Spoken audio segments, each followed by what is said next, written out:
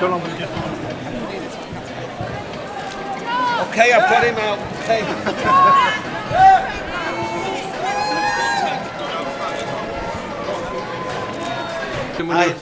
I could lay claim to the fact that I saw David Bird's first goal, which I think was his first goal after about 120 appearances or something at Mansfield. So, yeah, we worked very closely together. I like David Bird. He was a very quiet, unassuming type of guy, and he still is today. But he got on with his job and did very well during the time I was here. He was a young player, forcing his way in with people like Craig Armstrong and John Finnegan, who gave him a lot of help. But also, David stood up for himself very strongly in that midfield. He's a good lad. Yeah, I remember when Grant McCann moved on sort of halfway through a season, he came in alongside Finnegan, didn't he, and had a good second half to the season. Yeah, and a fair pair of boots to fill those two, weren't they? Grant McCann's, what a good player he was, international player, moved up to the top levels, and we all know how good Grant is. So, yeah, big boots to fill in for David. But like I say, unassumingly quiet, got on with the job and did do that very well. So much so that we didn't miss Grant as much as we thought we might.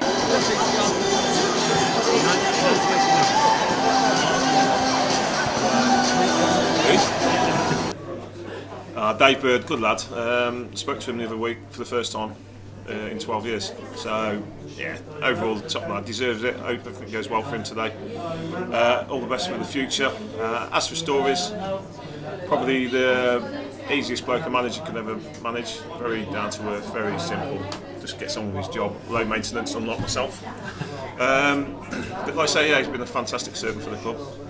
And just to say, wish him all the best. Stories.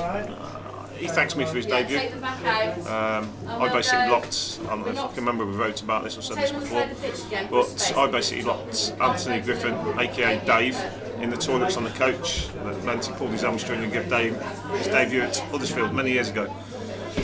But apart from Birdie running round the 18th naked after we beat Bushton and Diamonds in the playoff with Shane Duff and then dropping something in the 18th, apart from that, there's no real stories I can say about that. Are you looking forward to today? Because some good old, particularly old faces come back together to mark Birdie's testimony. Oh, some definitely old faces there. Grayson still looks the same age though, that's the scary thing. 50 when he was 35.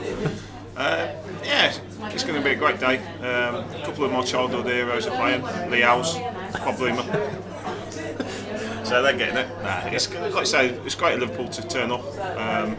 Obviously they've had a bit of money to play in the game, but fair play to them. They've turned up and hopefully it'll be a great day. He was very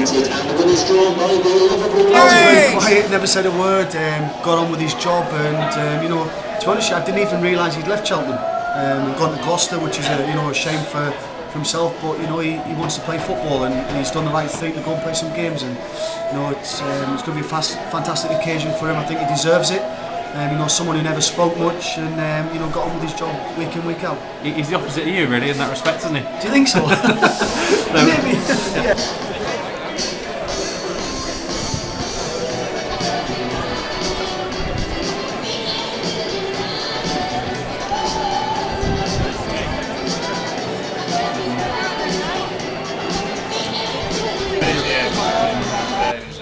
He always looked a good young lad when one of the ones you thought you keep your eye on, and he's done well, and I'm glad it's been a good day for him. White and Steve Roberts, Sandra, James Brown, for all the work they've done.